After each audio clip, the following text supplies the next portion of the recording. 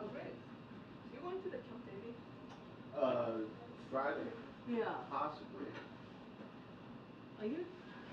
Nothing's been confirmed for me. Oh, okay. I know Haefner's going, but. So, but you know, like if you're going there, are you gonna bring a TV with you, or do you know? I think I would bring a TV, but I don't think I would bring that TV. I would take one from Europe. Okay. Yeah, I got the call from the Japanese engineer, and they're calling the network gonna do line shot because of the network situation is not really good on Camp David usually.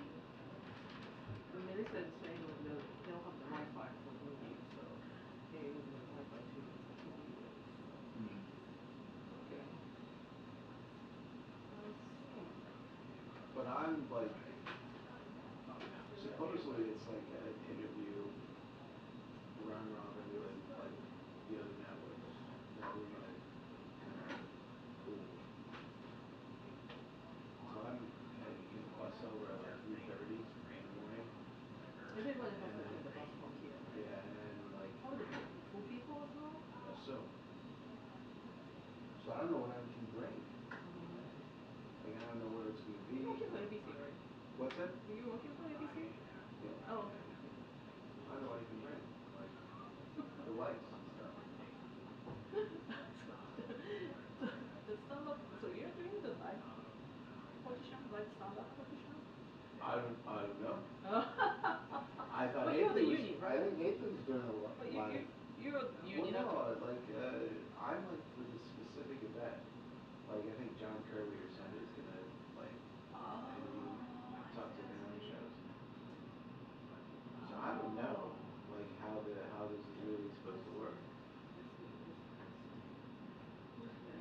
Yeah, I think also because Japanese premiers are living here, so the Japanese networks are like trying to figure out what's the situation. Mm-hmm.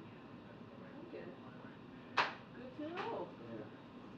But I So like. you've been in the on the campus? Do you know?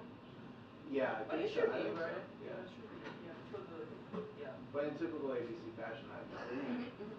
Okay. Nobody tells me anything. Thank you.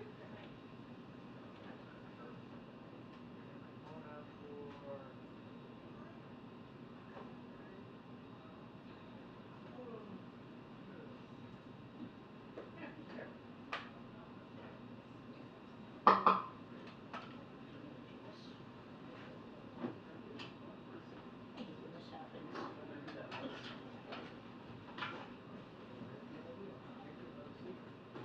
Let me know. I know. Thank you. Beautiful job. thank you. What they paint?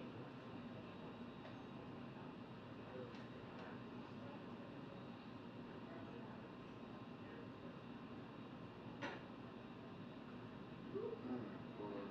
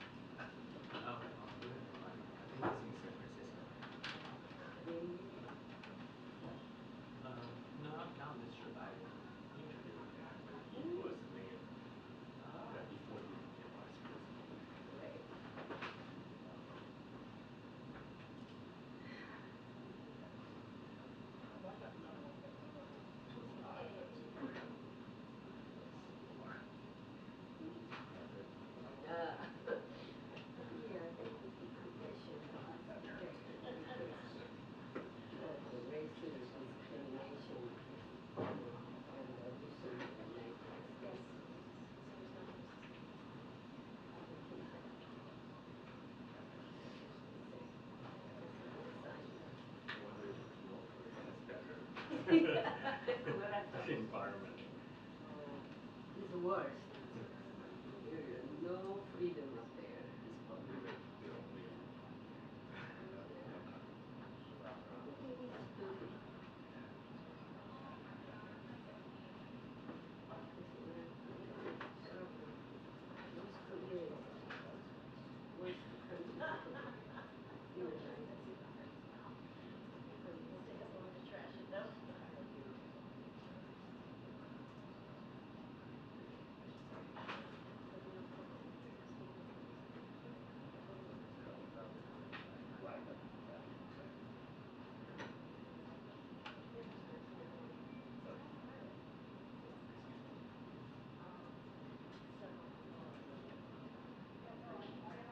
Everybody can edit.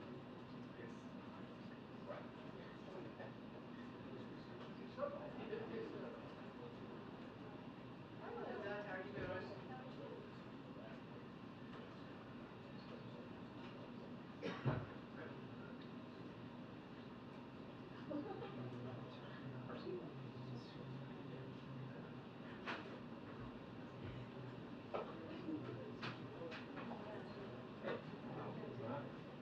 Oh, I had no idea he was actually going to be on.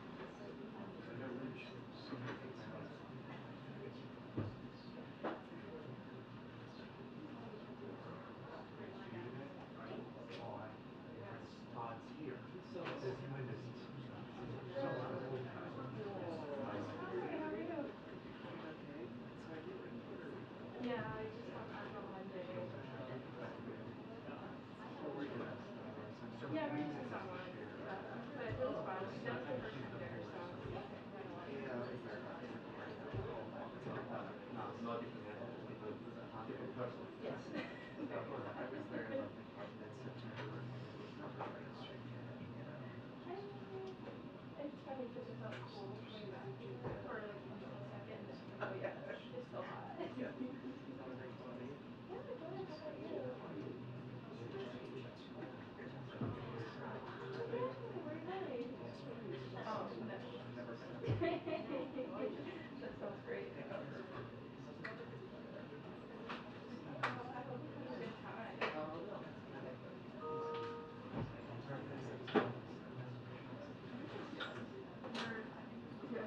Today's Thursday. Hey, yeah, Brett, how are you Didn't doing? scare you. Pardon? Didn't scare you Yeah, the I'm first like, day. Yeah, exactly. younger than that? Yeah, I've been exhausted today, so it's scary. Yeah. Oh. Yeah. Thanks. I went to Milwaukee yesterday, which was fun. So, Okay, were you on a yeah. plane? No, I wasn't. No, but Just went there on my it's own. great because you came down for a couple of days. It's harder doing it For, on. Yeah. That's awesome. A bit more stressful though. To be fair, used to have a I feel regular like she charter didn't that have would go any anywhere. time. Just for press.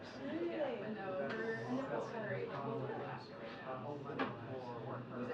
Was it press always I on did the it family fun vacation because then? there was that charter. We always had press at different one, but we also had a separate plane for the rest of the press who couldn't be in there. No, I didn't. So we didn't cover that at all. Always some And like kid. for SATs, but An hour we stood on our own. Yeah. so I feel like I'm very lucky because Yeah. I have a really good team. Being a Brit, I can't imagine it being so that whole thing. So maybe You got it. you guys. Mainly the network paid most of it. Yeah. They had those people. I'm surprised you didn't work. And Frank had overtime, they came to realize it's sweet. It's better than this. Right, okay. It's not Need bad. lower. That makes sense. Finished the first, the first one. Yes, right. So it's wireless. Yeah, that's fun. Lock it It's, out. Do you want to ring the bell? sure, yeah. So I have a month off, and that ends on September 7th. I'll be down in Hudson, PET scans in Hudson. Busy in Hudson now beforehand, and then it's school. Did you ask them? And if it lights up, because the glucose lights up cancer cells. This thing is perfect.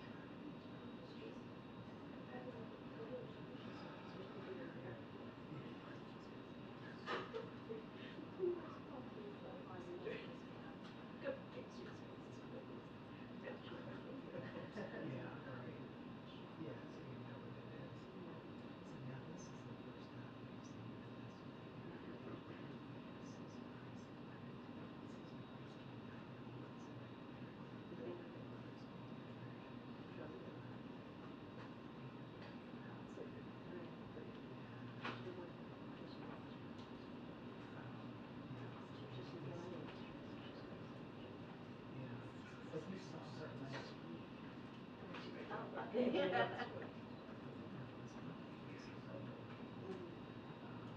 That's good. Okay, I'm on very good. But Back to thing through of me. one of the screens, there's always a big crash. I know, I've been watching that one at home. You can have signal. So one of the first things is when one person later, this was back when I was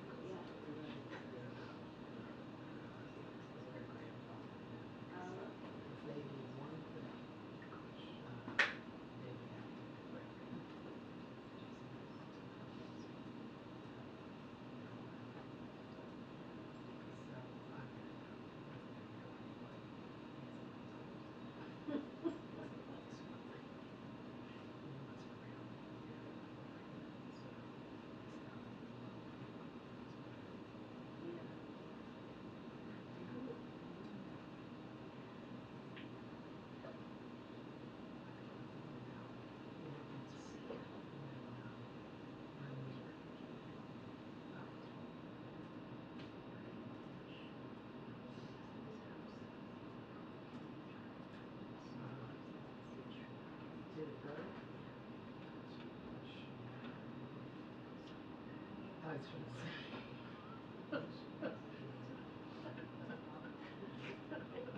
That's what I think you're. It seemed like a good idea at the time. You know, this is just like the same color for water. Yeah. I took it out there. I was just I reading remember about getting the it. Simpson, I think it was Simpson. Those were fine. Yeah, I had this one of the people who was in the construction said, I think they actually bought it from him. Oh, good God. I wonder how the hell it's gonna operate at night. They say it's full of chlorine. So Yeah, then, yeah. so we can it's a clean pool. Yeah, absolutely, yeah. So they have pictures of the power farm complaining to the grid about that. But, you know, I love the Northwest River Yeah. is what keeps him relaxed. He's talking about Harvard, you know, hooking up to a hydroelectric power plant. You probably need to check it out.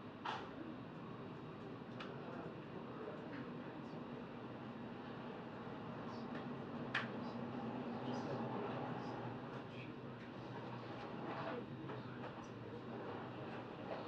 Yeah. they're Yeah. calling it some miners, but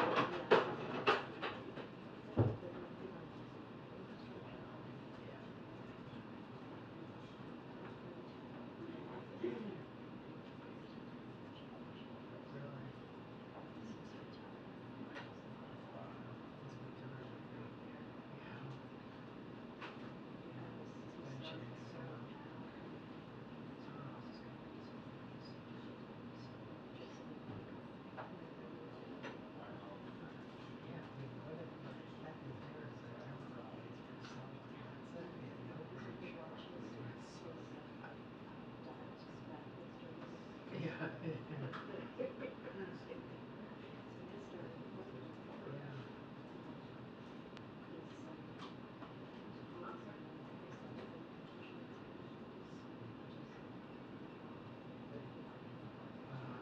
so it's been pushed and pushed off. What percent of the land area is burned? Not 100%. Yeah. That Yeah. was not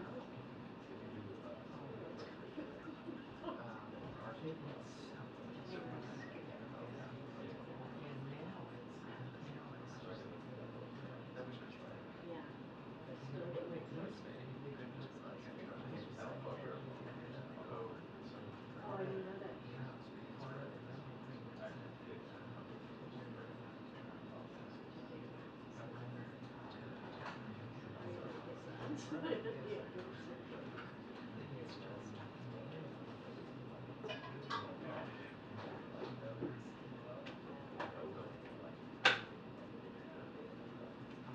having to deal with drivers that use the meter. I don't know if it's tripping all the way out, but still. Yeah. Yeah.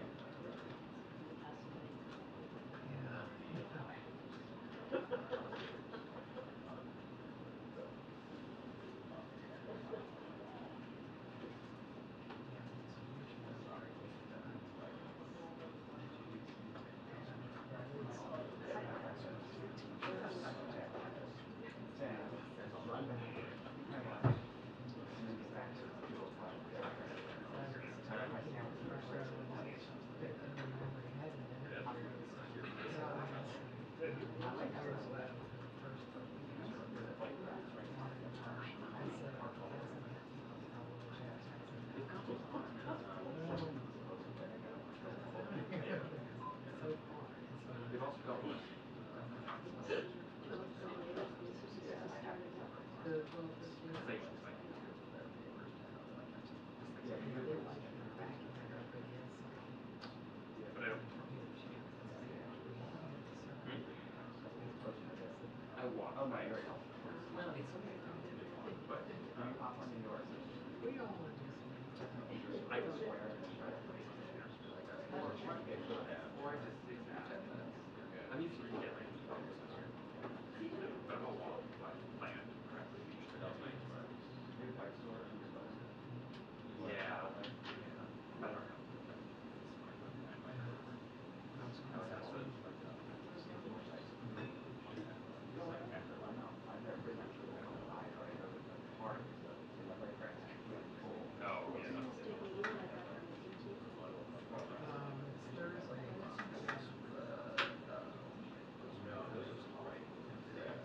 He's had a great summer. Yeah, the bike itself is really fun. Yes, he has. In many Just ways. just average Joe.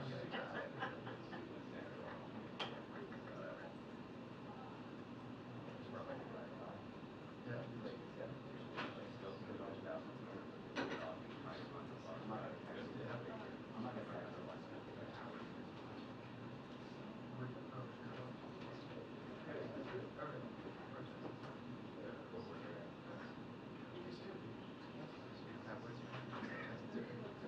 you give me hours.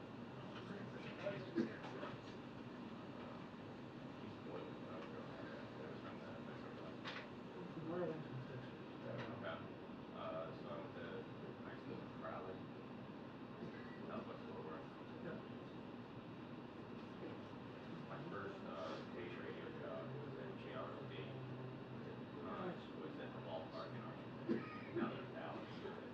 When I worked there, the drive was 10:30 right off Yo, what's up, man? Illinois. Hey, so I have that freelance job at 6:15 tonight in Russell. Would you be interested in holding reflectors for $50? Yeah. Okay, that's fine. They want to interview by their first interview. Nobody believed. They said, well, revenue from these bonds, they pay off their bonds are sitting Yeah. here. And then Okay, yeah, one of my closed HR it, people. nobody believed it. He might do it, yeah. And then they built all those, and then just they tried to create that CRE system in Dallas and Fort Worth. Dallas. Yeah, but she's not gonna leave a $50 flat. So I never really interviewed, and I remember Fuck it. probably 20 years ago now doing an interview with the then mayor of Arlington. No, asking him Oh, why, they were kind of not supportive of the other municipalities with like light rail system and mass transit because alright. everybody has a car. And I was like, I think that's their problem. What's the point? I said, I think Alright, that's very the good. same thing those mayors are saying too. Yeah, I should be able to do it. Alright. A lot of the last frontier out and Well, I mean, I was just out there Just gonna hang around till couple 6:15 months tonight. ago, I have to shoot. and now you just drive. There's no Here or distinction. Capital? I have to shoot something on the hill. I need somebody to hold the reflector for $50. used to be, Transfer Dallas because it's just one big city. Like, I don't know if you feel like hanging around. Yeah, no. No, that's a hard no. Yeah. Right, now they're kind of all, yeah, it's just all, Come on, you don't even know if you're, You wanna you go get know? one Probably side, don't even know one what side of you're the airport, you get the other side of the airport. I think Drew said he'd do it. I was trying to give it to, like, I just called my buddy, he's like retired. Yeah. He's like, nah, I don't really. I'm like, I know you don't feel like it, but is it like you don't feel like it either? What time is it? Dinner time, man. It is. The guy wants to use natural light. I'm like, the sun's still gonna be too high. Still better than usually. Yeah. I'm gonna try to bring him into Russell. Rotunda? Yeah, and then continue to let the sun go down. It's, I don't want to like LA, it's hours.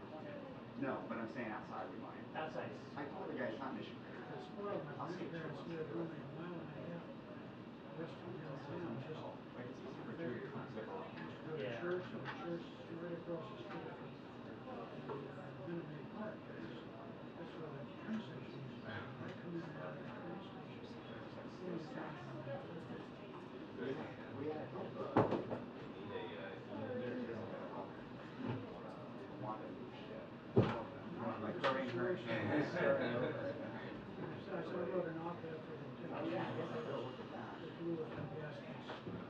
I said there was a, sounds like the last thing you did. I said, Yeah. well, I mean, when you got Board of Regents saying, I thought the deal was that we would develop conservative journalists in our program.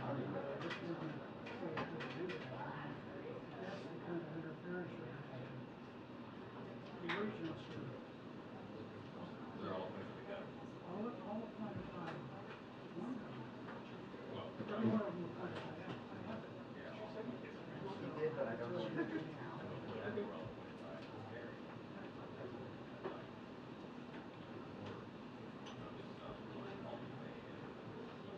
Exactly right. That's the 72. Barry wanted me to take over the building. I said, I can't imagine anything worse than being an academic administrator. Because what's the problem with that? I said, I gotta worry about who gets the corner office, and what do you do about the tenured professor who's having a fling with his teaching assistant? All this kind of stuff has nothing to do with journalism or education. He didn't have a good comeback for that.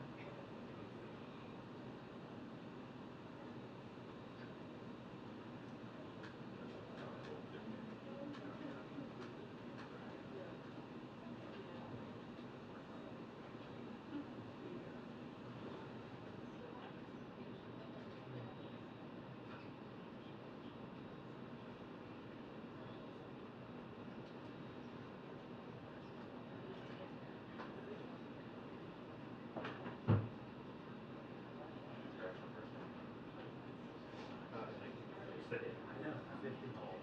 Just two. That's one. That's good. Like when I was 18, and I looked like I was 15, so you were probably the same boat. Yeah.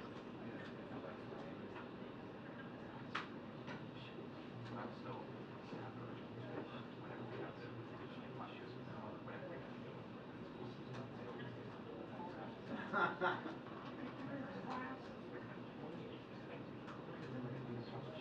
Yeah. Or the opposite. Yeah, I'm talking about level. Do they get Oh, yeah. times really?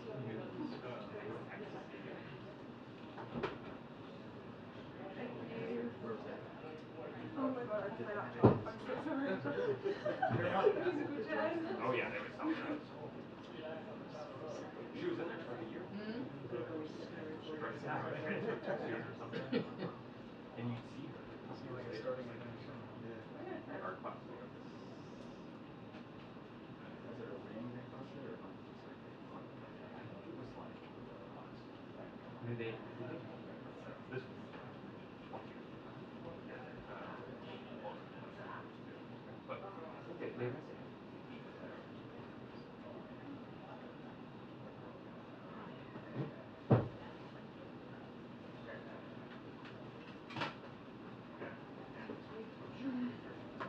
Pleasure.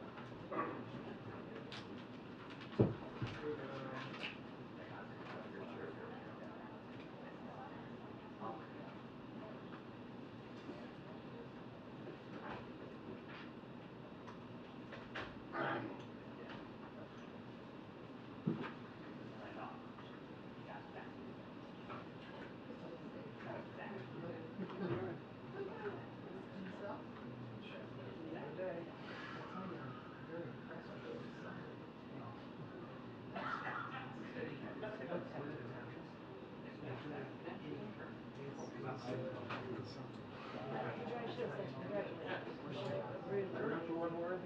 last Depends on two what years. I don't know. Completely wild. I always told you you never hear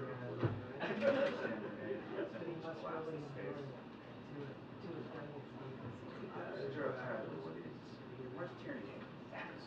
Where's Tierney? Mine is, I got the Done. taken first. Here? You know she I think lives? so. You know she lives? Huh? Does she live on the hill or near that? That I don't know off the top of my head. Might be available. Well, it's amazing how little accountability there is these days. Not enough pictures anymore. I just don't know Jack, Big somebody dude else. who goes to work.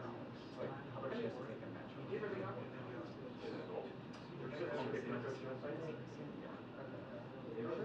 Later she lives.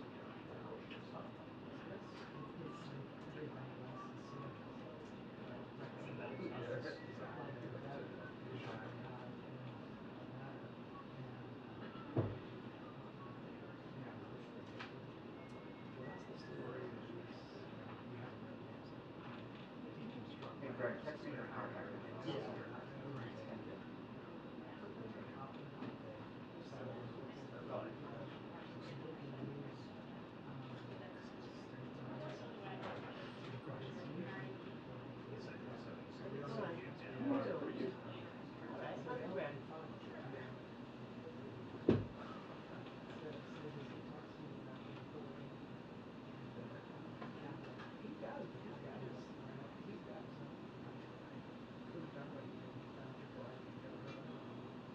Taught himself in the university. He ran his whole thing to dig into his mind. No responsibility? It's just a competition, man. I just don't know. Parking's a problem right there. I know she's looking for more. I'm sure she can.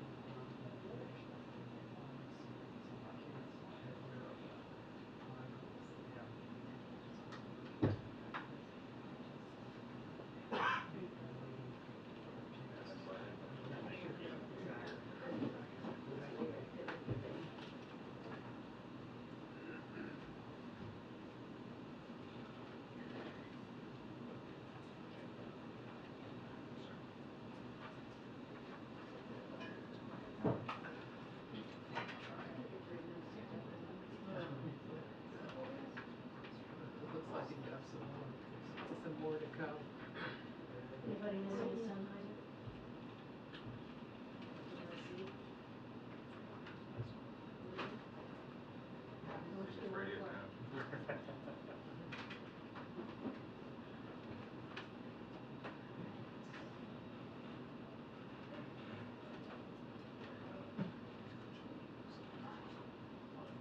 I'm just saying.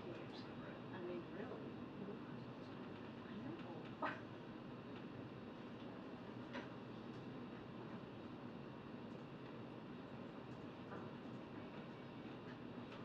If anybody wants this, it's yours. Come to the CVS booth downstairs. I might give it back.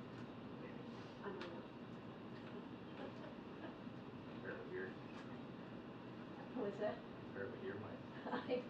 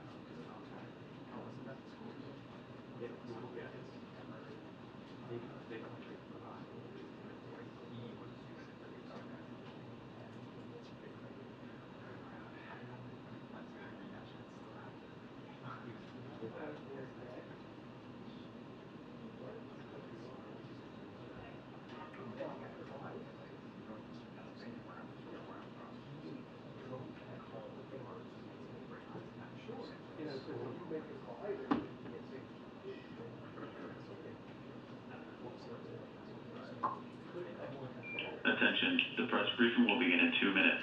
The press briefing will begin in 2 minutes. Thank you.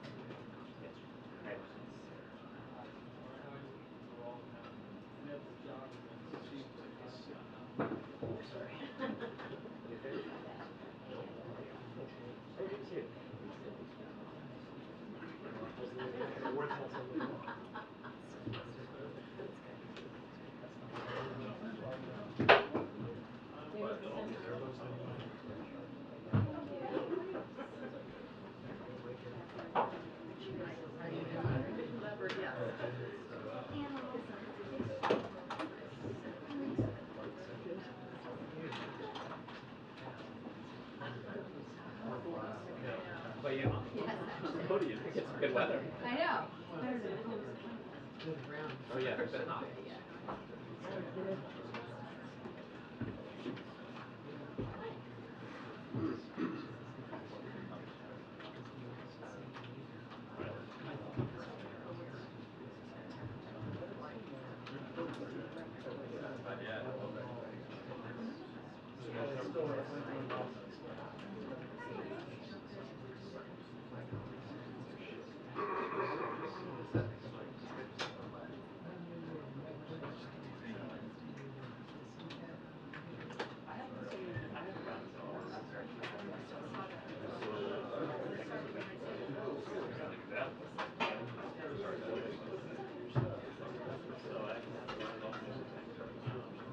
I made a trip up just to have a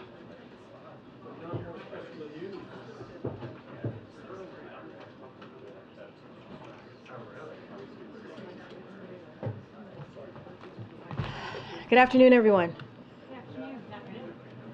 Hi. Apologies for the delay.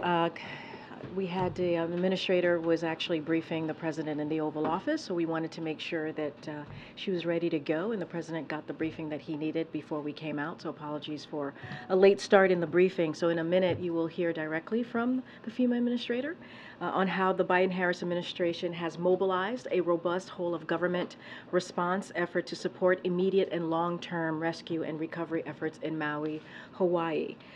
First, as the president said yesterday, we are praying for those who lost so much, who lost loved ones, their community, their businesses, their households. We are also incredibly thankful to the first responders and also the very brave firefighters who are on the front lines, who are dealing with this response and recovery effort. Early today, we announced that the President and the First Lady will be traveling to Hawaii on Monday to meet with first responders, survivors, as well as federal, state, and local officials. Since the onset of the horrific fires in Maui, dozens of federal departments and agencies have been working with state and local partners on the ground to assess ongoing needs and providing resources and personnel to support response on the ground.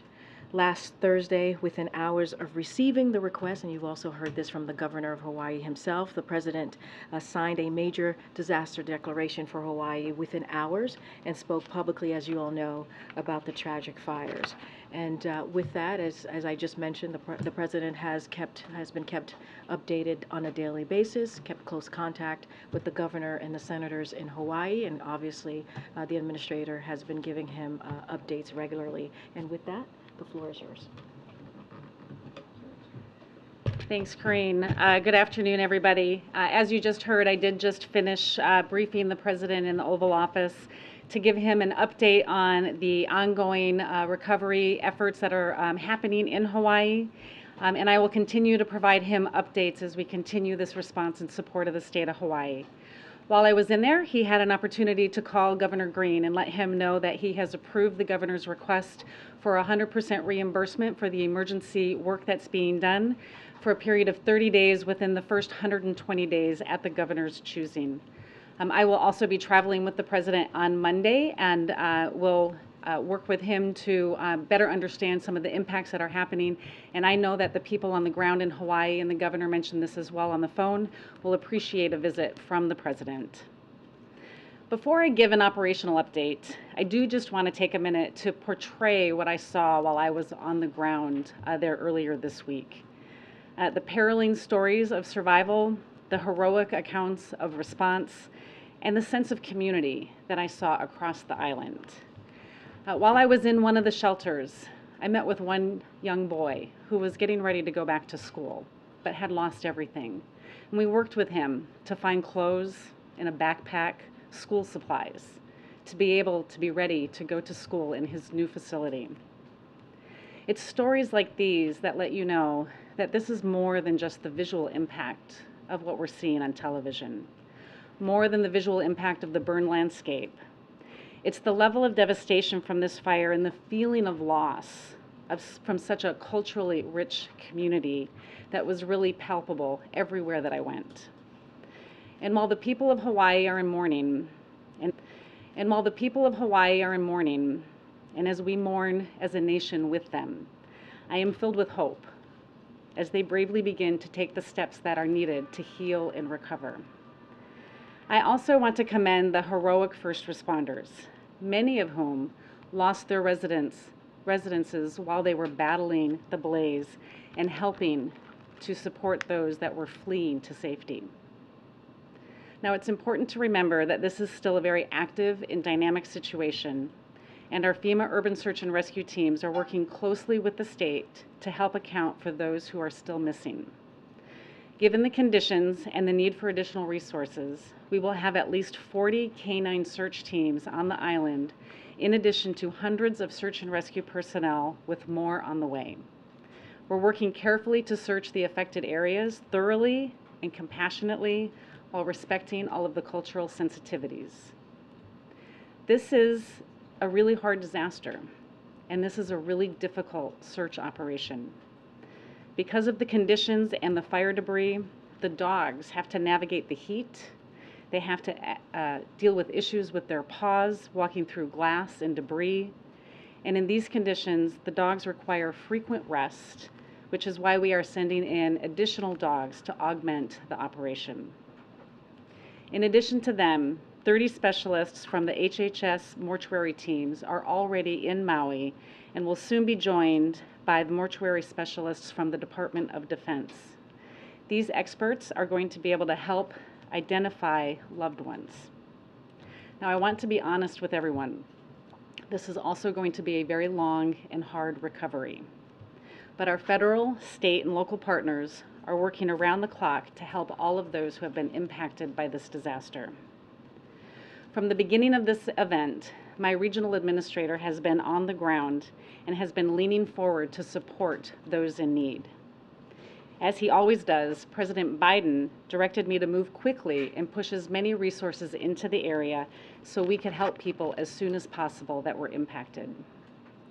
Since the news first broke about the fire, I have been in constant communication with President Biden to provide him real-time updates of the situation, both while I was on the ground and to inform him and his team of the support that we are providing to the community.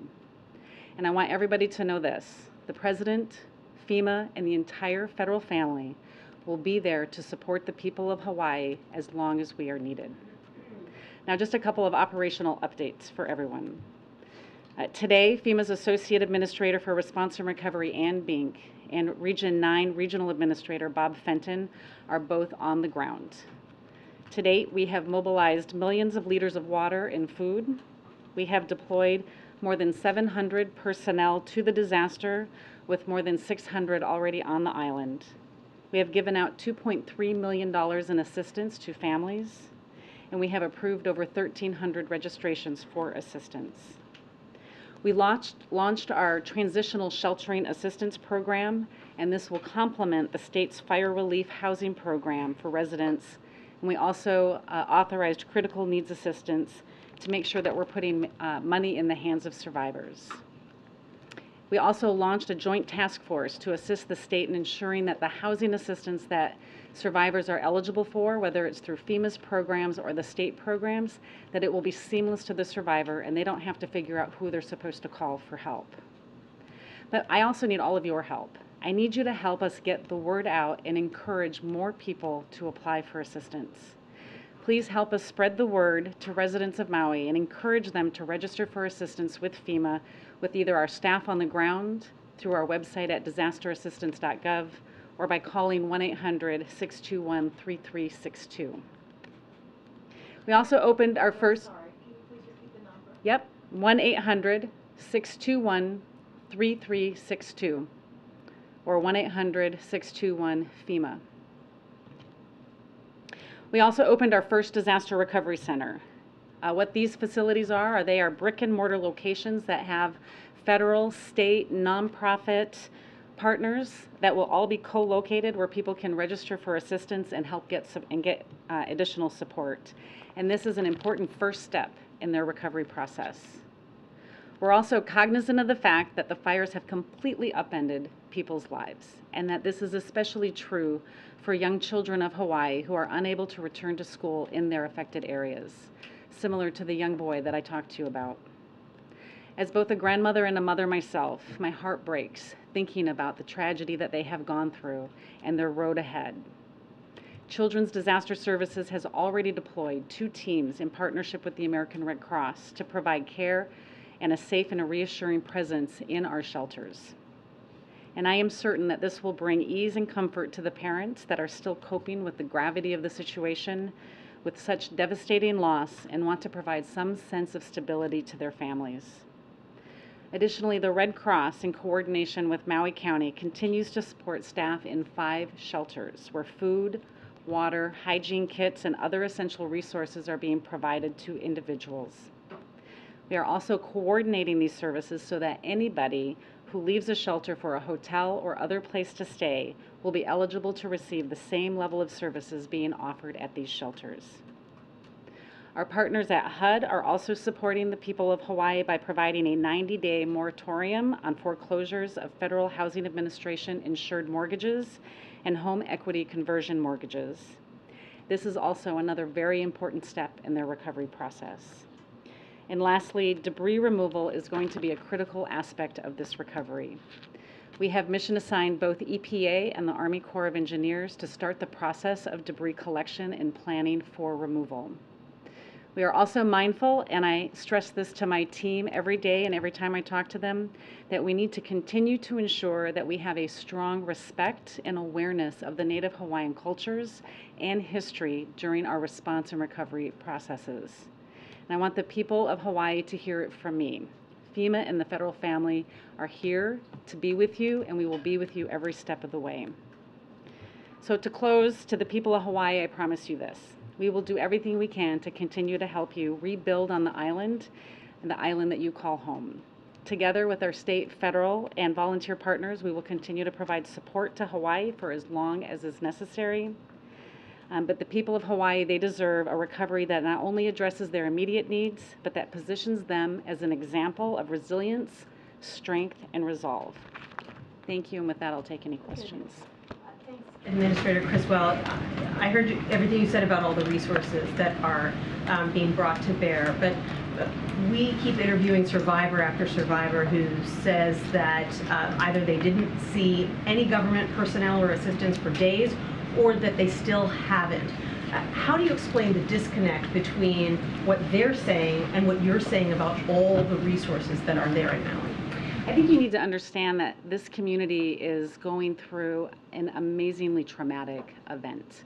I can tell you that we have personnel that are on the ground year-round and embedded in with the state as soon as the fire started, so we could continue to understand what resources were needed and help move them in.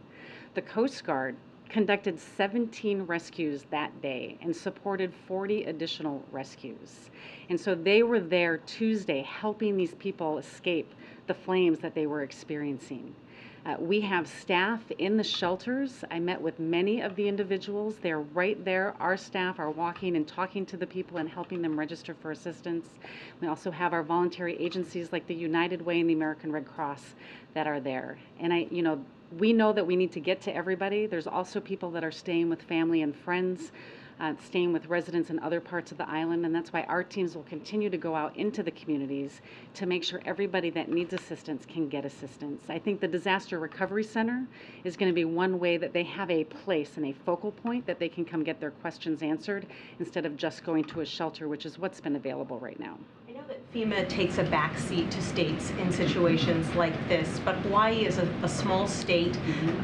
Does Hawaii have the staffing and the expertise to lead a recovery effort of this magnitude? And we've been embedded with them. We actually have personnel that integrate in year-round with them to help maintain their capacity. But we also recognize that this is a large event for them, and they are a small state. They have asked for assistance from some of our other states, and I can say like California, Cal OES is sending one of their incident management teams to embed with Maui Emergency Management to help give them the capacity, help give them some of the relief they need, and help develop that structure to maintain this longer-term response. Could the state turn leadership of the recovery effort over to FEMA if they wanted to? I don't think we would ever want that, right? This is their community. We want to be able to support them, and we will be there to support them throughout this recovery process. Thanks, Administrator Criswell. Yesterday we heard from the President, who said he was hoping to visit soon. Obviously the announcement was made today, but he didn't want it to be disruptive. Can you talk specifically about what the President will see, who he'll meet with, and what efforts are being undertaken to make sure that his visit is not disrupting the ongoing efforts to support the local communities? Yeah, I mean, as I have been briefing the President, I have been explaining to him the dynamics of the situation on the ground and the ability to make sure that we give the space to our search and rescue teams to continue to be able to account for everybody that is missing. I know when the President travels, he's going to be able to bring hope, and he's going to speak with the Governor and the state's First Lady and talk to survivors and hear their stories. And it's that level of hope that I think is going to really be a positive impact for this community. And then there's an interesting debate, a very difficult debate even happening among state and local leaders about the role of tourism, that whether it should be still allowed to be ongoing, the appropriateness of tourism in the community there as it relates to the economy. Does the administration, does FEMA take a view about whether continued tourism is maybe potentially disruptive to this effort, especially as it relates to providing enough housing for those who have been displaced? Yeah, I would defer you to the state for any actions that they're going to take as it relates to tourism. It does not impact or affect our ability to respond and support the state, and it's not a factor that we take into consideration. We'll continue to send resources in to support whatever the state needs. How many people so far have applied for federal disaster aid, and can you lay out sort of the biggest barriers that people are facing? Is it just a lack of internet, phone connectivity, or is it a lack of information? Yeah, I think what I said is right now we've approved over 1,300 registrations. I don't know what the total number of individuals that has applied so far. But one of the things that I really need your help on, it's not as much as lack of communication and cell phone capability. It's lack of understanding whether they should or should not apply for federal aid. And we want everybody in Hawaii to know that they should apply for federal assistance. And if they haven't, we'll have people that will be going out into the communities, that they're in the shelters, they'll be at the DRC. They should start that process, and we can work with them to start their road to recovery. And just to put the 1,300 number into context, I mean, how many people, in your view, just an estimate, are eligible? I don't have that number, and we can get some of our estimates of what we think will be eligible, and we'll apply, and we can get that to you. Just to follow on Mike's question about the President's visit, can you talk about what thresholds or milestones you expect to be crossed in the recovery process by August 21st that makes you comfortable with having the President visit then and meet his objective of not interrupting the process? Yeah, our biggest goal was to make sure that we weren't going to disrupt the ability of our search and rescue teams to continue their operations. And when I was just briefing the President and he spoke with the Governor, he asked the Governor if this was going to be an appropriate time, and the Governor agreed. So search and recovery is expected will be completed? It will not be completed, but it will be in an area where he will not be impacting that. On the monetary assistance that's available, this critical need assistance, I believe that's just a one-time per household payment. It's intended for consumables. but our teams on the ground are hearing from people who are concerned about making their car payment, making their basic bills now that their lives have been so upended.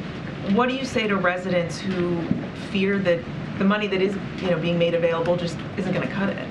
Yeah, the programs that FEMA has, the critical needs assistance, is just that. It's to support some of their very initial basic needs. In addition, we have our individual and household programs that can provide additional funding that covers, home repairs. In this case, many people, most people lost everything, but it can also cover losses to personal property such as vehicles or major appliances. We'll work with each individual as they register for assistance to help understand what's eligible under FEMA. FEMA's programs, again, designed to help jumpstart that recovery process. It won't cover all of their needs, and we'll work with our faith-based partners as well as some of the philanthropy organizations that have been giving funding to the state, so we can make sure that everybody has their cases managed in a way that helps them meet any of the unmet needs that they have. And on your coordination with state officials, you said when we talked to you earlier in the week that you've been encouraging them to really make their requests early, to try and think about what they're going to need in a week, 2 weeks, 3 weeks.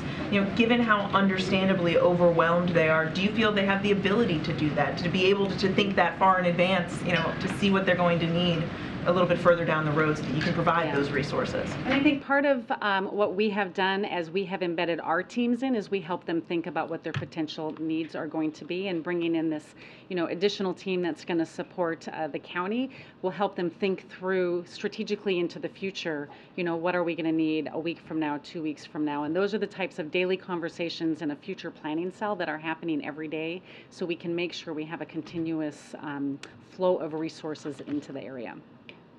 I know your focus right now is on the response, but it does seem like there are some questions emerging about how these fires began and how they were able to spread so devastatingly, including questions about the sirens that went off and also about faults in the utility grids.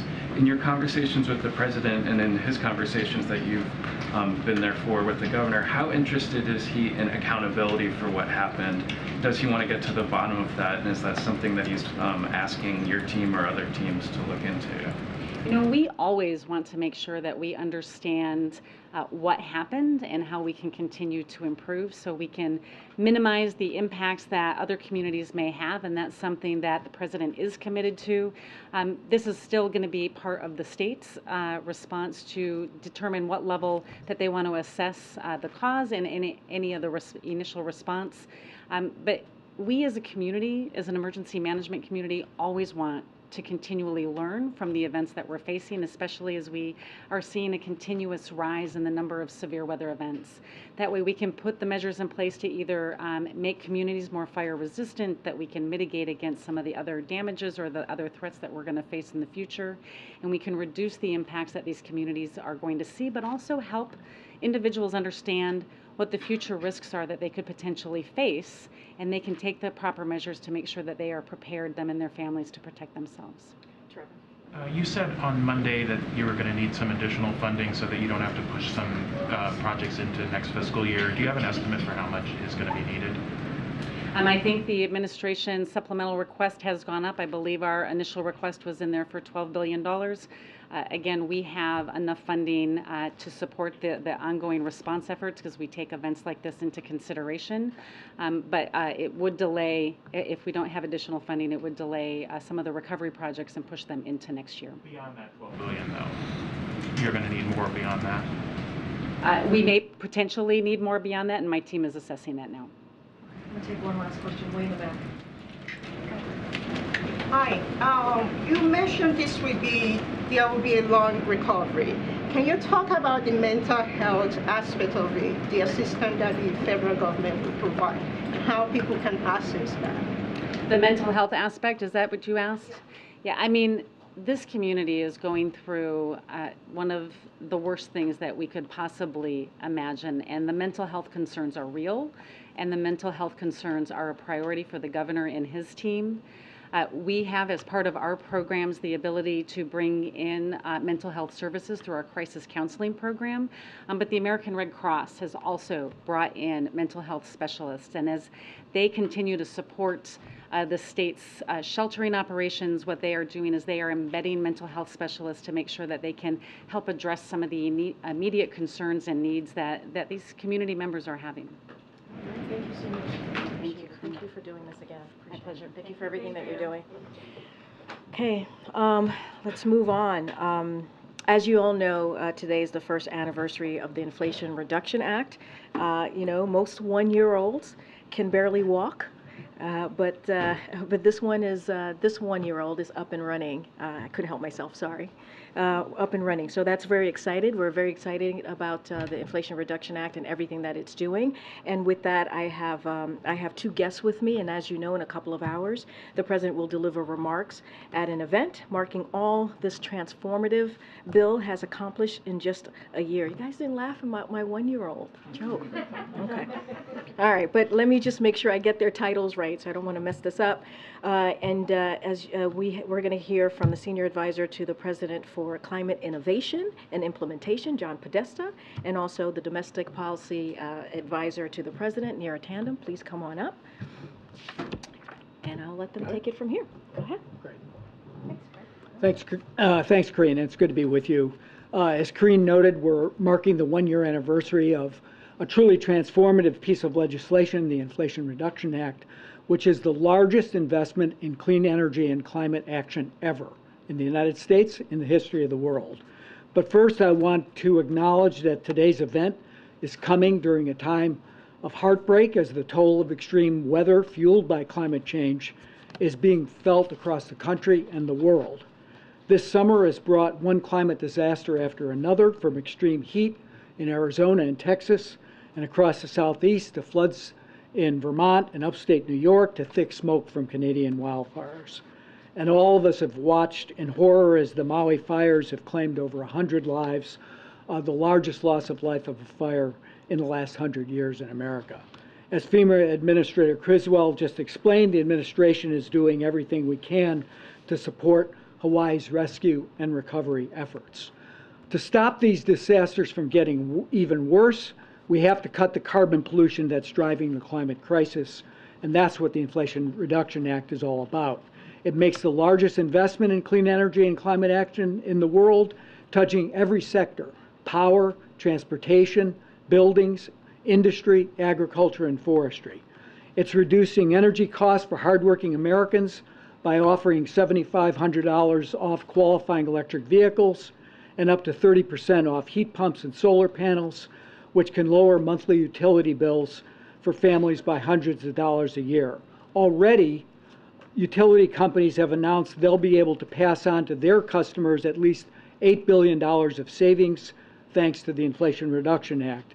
And a new report released this morning by the Department of Energy shows that those savings will grow to up to $38 billion between now and the end of the decade. And this law is putting us on a path to reach the Biden-Harris administration's goal of reducing emissions by 50 to 52% below 2005 levels by 2030. The Inflation Reduction Act is tackling the climate crisis with a government-enabled, private sector-led approach. In the 1 year since the Inflation Reduction Act passed, we've already seen more than $110 billion in new clean energy manufacturing investments from the private sector. Add to that $122 billion in investments in new utility-scale clean electricity, wind, solar, battery, storage, and more. These new investments are creating jobs and bringing economic opportunity to communities all across America. 1 year in, this historic law is advancing Bidenomics by investing in America, lowering energy costs, advancing environmental justice, and rebuilding our economy from the middle out and the bottom up.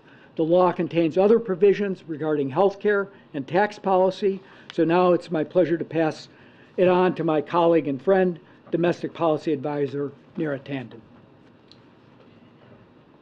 Thanks, John. Thanks for those kind words. And I'd just like to say it's a great honor to be here with you.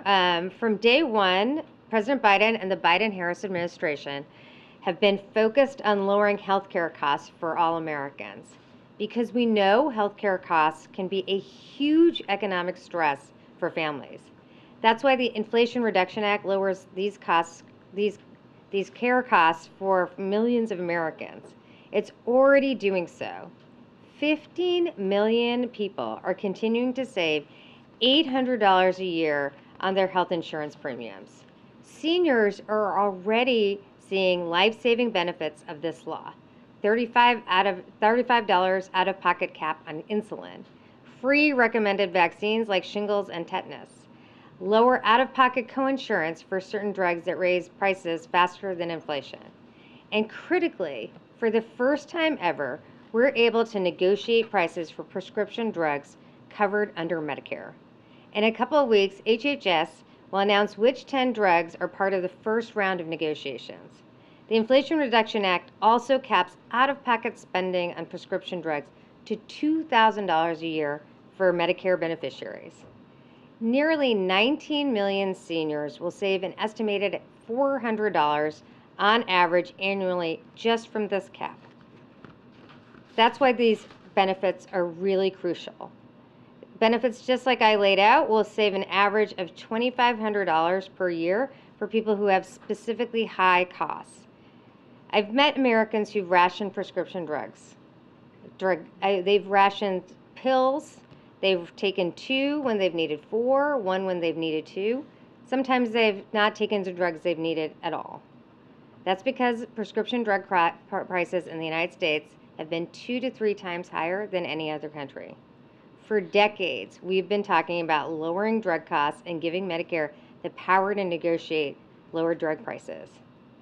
Only President Biden has gotten it done, and it will make a real difference for millions of Americans. With that, I know we're happy to take your questions. John, go ahead. John, your area is climate change. And with all the weather events that we've been having, of course now, the disasters, even putting aside perhaps what's happening in Hawaii, do you think the American people get it about what's happening? Do you think they understand about what's happening? Put aside the politicians too. Do you think they're getting it? I think the public not only gets it, I think they're feeling it. If you're experiencing temperatures above 110 degrees for 31 straight days in Phoenix, you know something's amiss. Now, the politicians could argue that this is just some natural, as some of the members of the Arizona House of Representatives have argued, well, this is just natural variation. But I think the public knows that that's not true, that we're experiencing an acceleration of extreme weather. This is a combination of both climate change and a strong El Nino that is building as we're witnessing it. But the science is clear. I think the public understands it. And I think most importantly, across the political spectrum, they support the movement to cleaner forms of energy, cleaner forms of transportation, and the other processes I mentioned, industrial processes as well, because it has enormous benefits to the economy, to job creation, to business investment, and to public health. So yeah, I think they get it. Do they know what the future is going to be like 10 years from now? I think as more experience happens, as more evidence accumulates, I think they're feeling this more and more. You both enumerated what this is doing for people's pocketbooks and the broader economy, but there is this broad disconnect in what the polls have shown with how Americans feel the president's handling the economy. I understand the pandemic and all the drag of inflation. At what point does this resonate with Americans, and do you expect they'll ever give credit to the president while he's in office for these accomplishments? Well, just speaking to the healthcare provisions of the Inflation Reduction Act, some have been recently implemented. The $35 cap on insulin, making vaccines for seniors, for shingles and tetanus and other items free. Those have just recently come on board. people will experience lower drug prices from the Medicare and drug negotiation and from other steps we've taken over time. So I have some experience of working on the Affordable Care Act, and it took people a little bit of time, but when people really focused on that, back in 2017, 2018, people recognized the true benefit and really rose up to defend the law. So we expect, my expectation is that as we implement these provisions, as people see in their pocketbooks that they are paying less for prescription drugs for the first time because of the Inflation Reduction Act, they'll make the connection. But we should be really clear that the provisions of the Inflation Reduction Act are incredibly popular. I mean, 80% of the American people, 75% of the American people, Democrats, Independents, and Republicans support lowering healthcare costs, support ensuring Medicare can negotiate drug prices and other provisions as well. On the solar manufacturing industry and what's next for that industry, can you share a little bit about what the administration intends to do to build on the tax credits in this legislation, given that the U.S. solar industry is still dependent on foreign supply chains? Manufacturers are warning about high interest rates and cheap imports and other headwinds. Well, first of all, we've seen a boom in solar manufacturing announcements in the United States. We expect it to increase by 8 times just between now and next year from the beginning of the administration. Credit Suisse did an analysis that suggested that 90% of solar deployment in the U.S. will be supplied by solar manufactured in the United States. Solar panels manufactured in the United States. So there are issues with the supply chain, and we're working on those, but we think that the boom in home manufacturing made in America, putting people to work here, is on its path to resolving that question. And I think that's true. We saw the major announcement of a $2.5 billion plant by Hanwha Q-Cells in the state of Georgia, as the president likes to say, in Marjorie Taylor Greene's district, which is the full solar supply chain, working with a plant that's producing polysilicon in Washington down to producing wafers, ingots, and cells in Georgia. So this is an issue that we are taking cognizance of, and we're doing what we can to support it through grants from the Department of Energy under the bipartisan infrastructure law, obviously through these, particularly the manufacturing tax credit, so-called 45X credit, and through other policies that we're utilizing to reshore and build those products here in America. But I was with the president in Columbia, South Carolina, I guess now 4 weeks ago, where a company called Enphase, which had invented an important piece of technology for the solar industry called microinverters, was manufacturing those products in Romania, in Mexico, and in China. Now they're coming home, being made in South Carolina, with 2 other announcements about to come of other places where manufacturing will happen in the United States. Yeah, I was wondering, does the White House intend to sell or, say, brand the legislation in a different way moving forward? Nira, you mentioned that the provisions are often very, very popular, but we did see the president himself acknowledge last week that it has less to do with reducing inflation than with providing alternative forms of economic growth. And so I'm wondering, on the messaging and branding side, are you all intending to pitch this in a different way to the public? Well, I would say that the law itself is delivering benefits. In just a few weeks, we will have HHS announce the first 10 drugs that will be negotiated. I think we need to see, we will see results in the coming months and years. As pointed out in the legislation itself, there's a framework for lowering drug costs. Some this year, some next year, and for years to come. So we have always known that the benefits will be delivered over time, but people are experiencing these benefits now. So my focus is ensuring that people understand that they will have lower drug costs because of the Inflation Reduction Act, that those drug costs will be a real difference in their bottom lines. Drug costs are a high proportion of healthcare costs, and as I said, in the United States, Americans are paying more for drug costs than everywhere else. We see a real salience to this. So my focus is in really ensuring that we are implementing this and delivering those results to people. The initial legislation that was proposed by the president was obviously a lot more expansive than what became the final product. It included, universal pre-K, paid family leave. I'm curious where those proposals stand with the administration. Are we going to hear the president talk about achieving those in his re-election pitch, or are those conversations happening at the congressional level?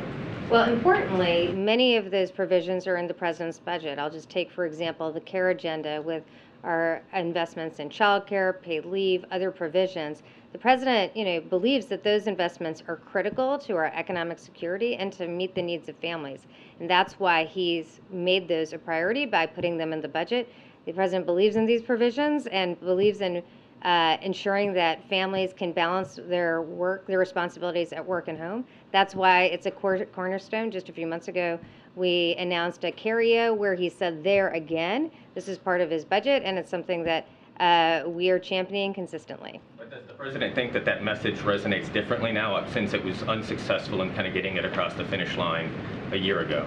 When the Inflation Reduction Act passed, the president said many times, actually, before, during, and after, that his commitment, he believed that these solutions and what was called Build Back Better were important ones, and that he's committed to them and he's fighting for them, and that commitment is as strong today as ever. That is why we are proud of the fact that we got a 30% increase in childcare in the last year appropriation, but we are continue to fight for those provisions, and that is another reason why he took as expansive action as he could through the CARE EO. It didn't take a year. In fact, there were almost immediately both legal challenges, legislative challenges to this law. We know that a new administration, whether 2 years, 6 years, 10 years, can come along and undermine significant components of this. Can you talk about, as you're implementing this law, how you're trying to guard against future efforts to undo some of the achievements the president feels he's been able to set into motion? Well, first and foremost, we are focused on delivering results for people. That is why we're proud of the fact that the $35 insulin cap has already been implemented. The free vaccines has been implemented. During this administration, we will negotiate the 10 drugs that will be public next fall, that will be going into implementation next fall. So ensuring that we're delivering for people is the #1 focus. But I will say that I had the great honor to work on the Affordable Care Act, and I was very worried about the Affordable Care Act when the previous administration took the presidency. But we rallied the country, and the country really came to the defense of the Affordable Care Act because people experienced, they had health care because of it. 20 million people had health care because of it. So our goal is to ensure that legislation is delivering for people, and that is the best way to ensure that legislation stands the test of time. Could I add one word to that? Yeah. So I mentioned that I thought that particularly on the clean energy side, this is government enabled, but it's private sector led. We're seeing investment across the country. You've reported a lot on the fact that it's in red districts, but it's all across the country. The battery belt stretching from Georgia to Michigan, investments in upstate New York, in Nevada, California, Ohio, Pennsylvania. The president was in Wisconsin yesterday. We were in New Mexico last week. This is happening. These jobs are being rooted. These investments are taking place. People are going to work, and those jobs are good jobs, supported by the structure of the Inflation Reduction Act, with a bonus for paying prevailing wage, using certified apprentices. We've seen a big increase in the number of pre-apprentice and apprenticeship programs happening all across the country as a result of both the IRA, the Bipartisan Infrastructure Law, and the CHIPS and Science Act. Once those investments happen, once those jobs are created, once those people are at work, in red districts, purple districts, blue districts, it'll be very hard to walk away from that.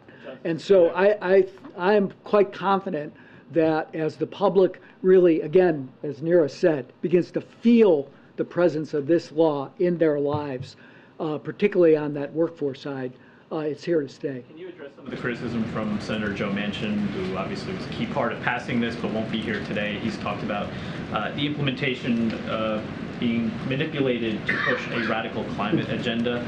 I wonder if you wanted to address that. Well, look, I think we appreciate the senator's work on this. We, President and Senator Manchin, have been partners in developing an approach that led to the passage of the IRA, and we're extremely thankful of that. I think we share a lot of the same goals. He stressed energy security.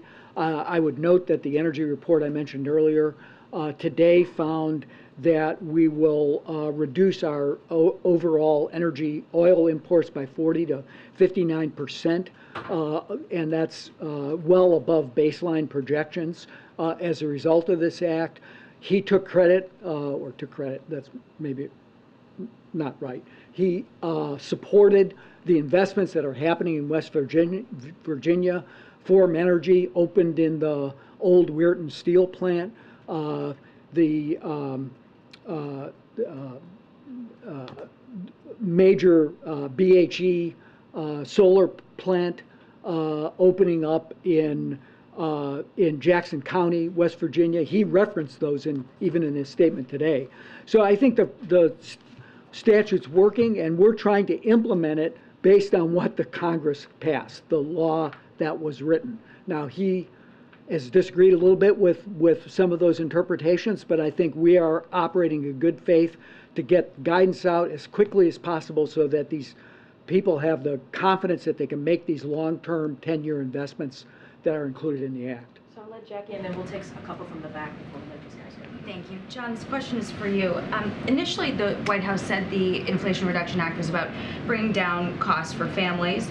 A number of economists concluded that the inflation that has come down was not a direct result of the IRA.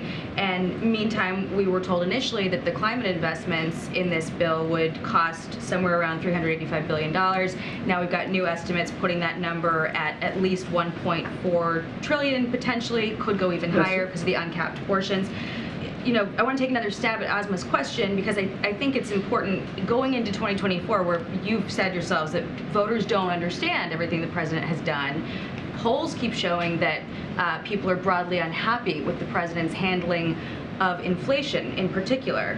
And the president has said he wished he didn't call this the Inflation Reduction Act. What should you call it? Well, he said, following that sentiment, because I think it's a complicated bill, that it also has reduced costs. And I think it's very important to note that both on the healthcare and, as I noted, on the energy side, we've already seen costs coming down for consumers on the healthcare side through utility rebates on the energy side. People will be able to take advantage of the consumer tax credits when they file their taxes next year. The rebate programs that will provide substantial support, particularly to moderate and low-income families, will bring their costs down. So I think that the statute is working as it's intended. With respect to the cost, that's on the, I haven't heard that one yet. But I think the Joint Tax Committee said that there's been a greater take-up of the manufacturing tax credit that they anticipated last summer when they did their score. But that's a good news story. That means that people are investing in America. They're putting people to work. We're bringing supply chains home. And overall, in the mid and long term, this bill, because of the other provisions on health care and the major tax reform that require the wealthy and corporations to pay their fair share, still is reducing the deficit over the long term. I just would like to say quickly to that, I think one of the reasons we're so enthusiastic about the Medicare drug negotiation is that it will contribute to deficit reduction, $160 billion over 10 years. Right, obviously, the Inflation Reduction Act was the tax provisions are also incredibly important to the Inflation Reduction Act. So we think it is important to remember that there are key deficit reduction items part of this, and that they have very bipartisan support in the country, if not in the Congress. Okay, I'm going to go to the back, so there's just a lot of interest. Go ahead, sir. Yeah. Thank you, Corinne. So I have a question on the economic climate agenda of the president. We know at Arizona right now, TSMC is having trouble with the local labor union, which petitioning Congress to block visa for Taiwanese engineers. In Michigan, locals are protesting on the Chinese electronic vehicle battery factory concerning China's growing influence in the region. Those outcries worries the White House that it might hinder President Biden's economic and climate agenda. And is the administration actively engaging to resolve these disputes? Well, if I understood the question correctly, we're actively trying to reshore our supply chains. We think we're overly dependent. The solar issue was brought up earlier, but certainly in the in electric vehicles space, critical minerals, the processing of critical minerals, we want to see those supply chains reshored or friendshored, as we like to say. We've seen $70 billion of investment in battery manufacturing in the United States. That's a good news story.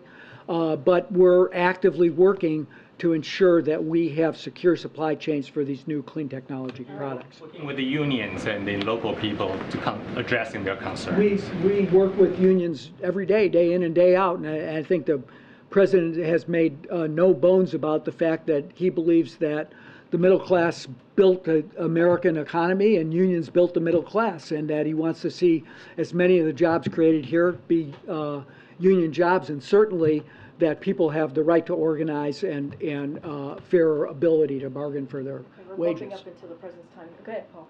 Phil, sorry. Mr. Podesta, I wanted to return to the issue of public-private partnerships.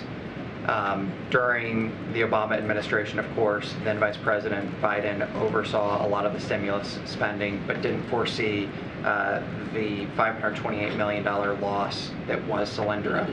As president more recently, he heralded the electric bus manufacturer, Proterra, but it went out of business last week. So I'm wondering if you can speak to some of the safeguards and steps that you've taken to steward this public taxpayer money and ensure that there won't be another Solyndra. Yeah, I'll just be very, very quick. From day one, I asked that the inspectors general convene, and we've done that under the leadership of the Department of Interior Inspector General, to ensure that each of the grant programs and loan programs had the highest level of, they're independent, but had the highest level of input from the inspector generals to avoid chasing the horse when it's out of the barn, try to make sure that the program design kept the horses inside the barn. And I think with respect to the loan program, particularly our friends on the other side of the aisle like to talk about Solyndra. Overall, this is a very highly performing program. It returns $500 million to the Treasury, the Loan Program Office at the Department of Energy. It has a 4% failure rate. They're going to be, if you're making loans to new technology industries, you're going to have some things that don't work. You can't have a 100% record. The 4% default rate against those loans is consistent with the highest levels of the private sector lending standards. So I think it's operating very well, and it's producing a lot of work for the American people. Okay, last question, SV. Yeah, thanks. You talk about the insulin costs being reduced and the caps on prescription, and all that's great for people who do this regularly, but for most people, you know, it's grocery stores and gas stations. Those are the places where they're spending money out of pocket most regularly. What do you say to them? I mean, other than just hang tight, it's getting better, because there doesn't seem to be anything in the bill, in the legislation that addresses that specifically. Is that right? I would say that of the stresses on families every day, healthcare costs are one of their paramount concerns. And we know that pharmaceutical costs, drug costs, are driving healthcare costs up. And I'd say prescription drug costs are very resonant with the American people, and that is why prescription drug costs, addressing prescription drugs and lowering prescription drug costs is a key part of the Inflation Reduction Act. The President has fought very hard for these provisions. Many have tried and failed, and he succeeded in getting the Congress for the first time to ensure that we have Medicare drug negotiation. These prices are a big component of what people are experiencing every day in terms of high costs, and we can see from public polling why there is such a great demand. And despite pharma's attacks over the course of a year, the past Congress actually passed this legislation. Awesome. Thank you so much, guys. Thanks. Thank you. Thank you. Thank you. All right, thank you, guys. I just want to add, many people ask what Binomics is, and this is it, right? This is a key part of Binomics when you think about the Inflation Reduction Act, when you think about investing in America, when you think about lowering costs, when you think about making a tax code fairer, when you think about creating union jobs, good paying jobs. This is part of this. And what we're seeing on the other side of Pennsylvania is congressional Republicans who are trying to repeal this, trying to repeal a piece of legislation that is historic and also the biggest, largest investment as we're thinking about climate change, as we're talking about. You heard from, clearly you've heard from the administrator twice this week of FEMA talking about what's going on in Hawaii and the extreme weather that many Americans are feeling across the country. And they want to repeal a piece of legislation that's actually going to make a difference and make sure we're doing clean energy, make sure that the manufacturing companies are coming back to this country and actually doing things like electric vehicles, charging stations, as you heard from the president when he was in Milwaukee, Wisconsin. And so that is what we are trying to communicate through all of you to the American people, and that's what we're going to continue to do. With that, I know that I think there's a time limit at 2:05 for some of you all to leave to go to the East Room, and then the President's remarks starts at 2:15, but I'll take a couple of questions. Okay. Just one. Yeah. On the Private King situation, North Korea, state media has issued this statement yesterday asserting why Private King has left. Broadly, is there any reaction to that? And secondly, and probably more importantly, what efforts have been made to contact the North Koreans? Has there been any success, either directly or indirectly? Has there been any attempts made since the statement has been put out? So look, we do have a couple of things to say on this, which is, we would caution everyone to consider the source here. That is incredibly important. As we're hearing the report.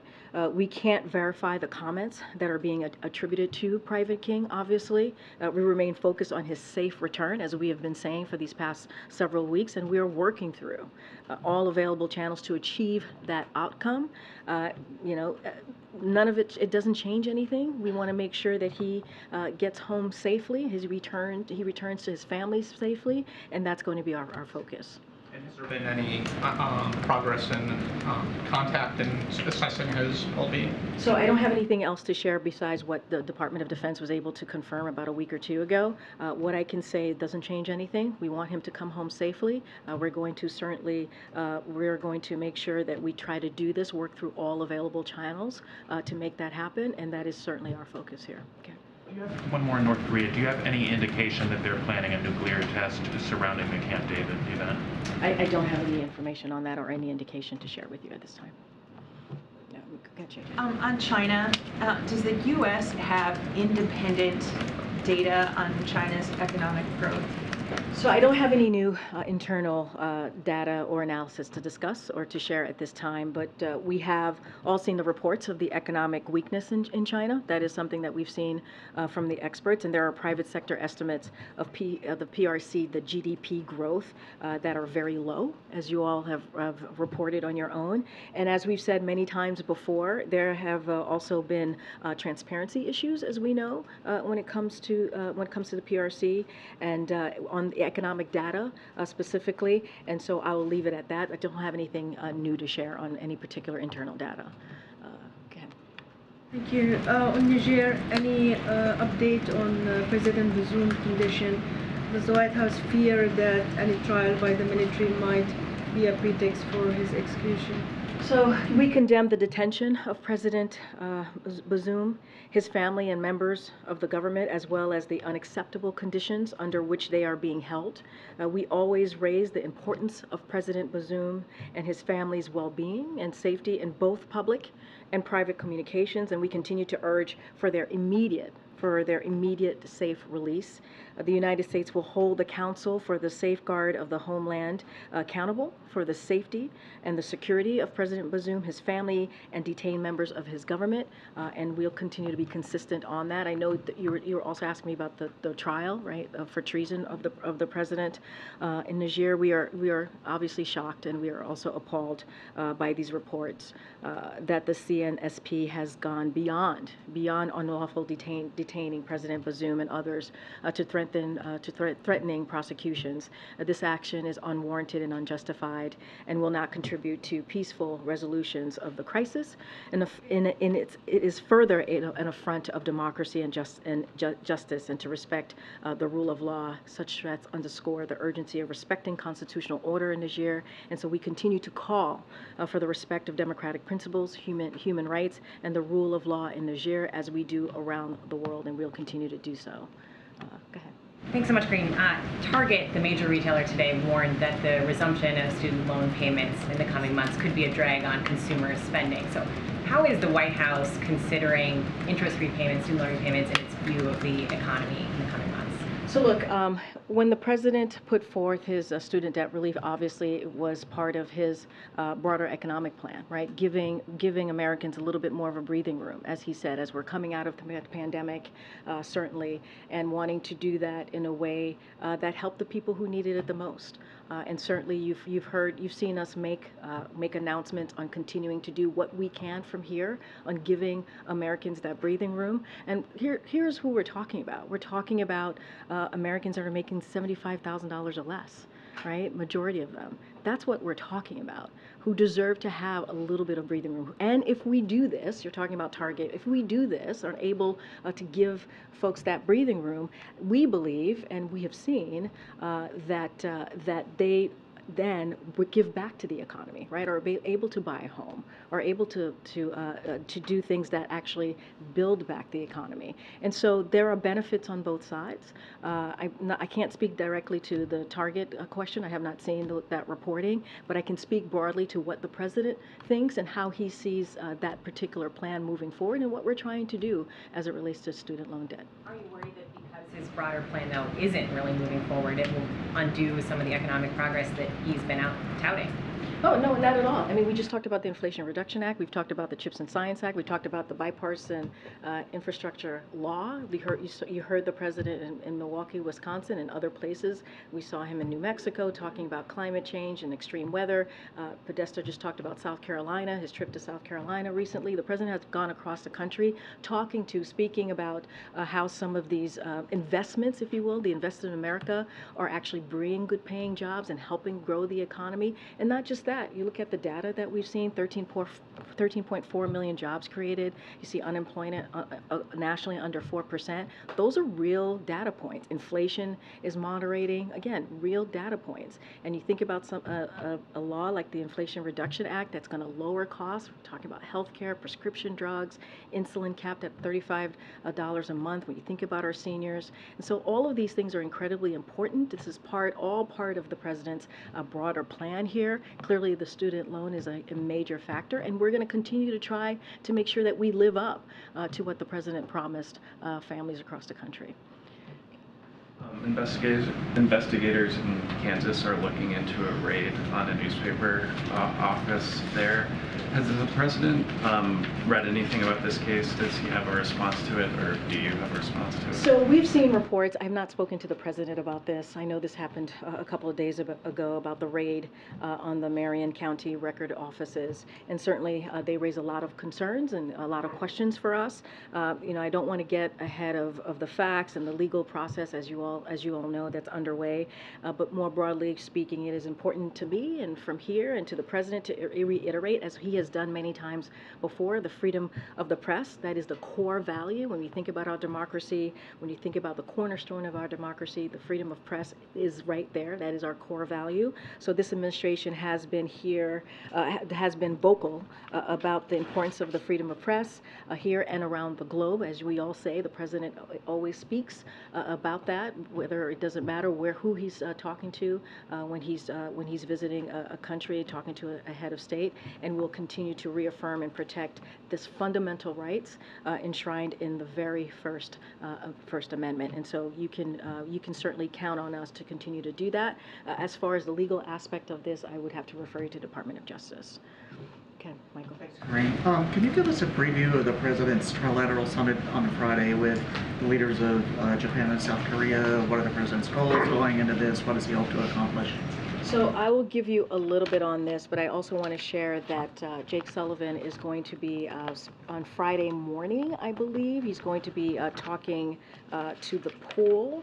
Our national security advisor is going to do a preview on that day ahead of Camp David, ahead of the trilateral, and so he'll be briefing the press pool at Camp David, and certainly we'll be able to live stream that, so everyone will certainly hear what he has to say. What I will share from here is, as you all know, from day one, President Biden has made strengthening alliances and partnerships a priority, and so Friday's summit at Camp David is a historic milestone in that effort.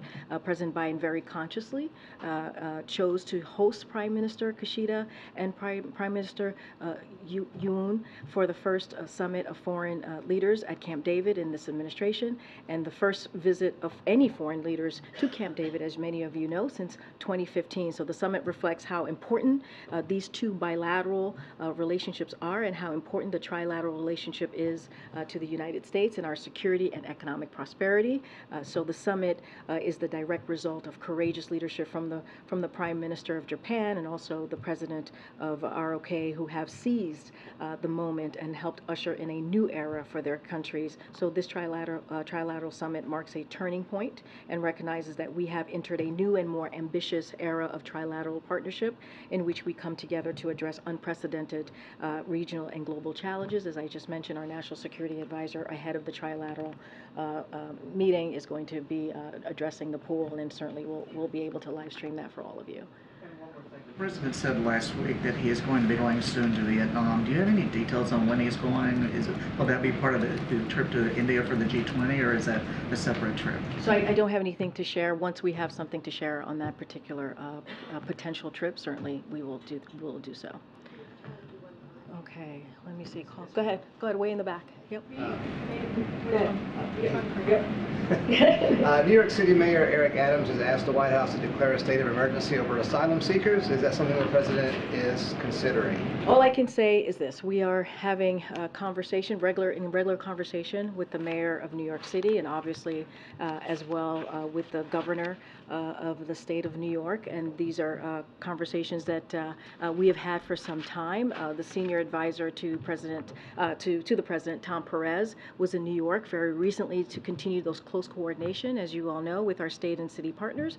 He met with the city and state officials to discuss how the federal government can continue to work in partnership with the city, state, and other critical stakeholders to address the migrant issues. As you know, we have provided New York City with $100 million to help them support that support to be available hopefully in the coming weeks. And so we take this very seriously. We're continuing to have that conversation. I don't have anything else to add beyond that, but we are literally in conversation with them almost on a daily basis, as you heard from Tom Perez, who's an advisor to the President and briefs us regularly on those conversations. We include the President. Has he been in touch with the Mayor? I don't have any conversations to read out from the President. I can say that our office is here, the Intergovernmental Affairs Office, that's led by Tom Perez, is in regular conversation with the Mayor of New York City and also the Governor of the state as well. I think I have to roll because the President, the pre-program is starting for the President's remarks. Thanks, everybody.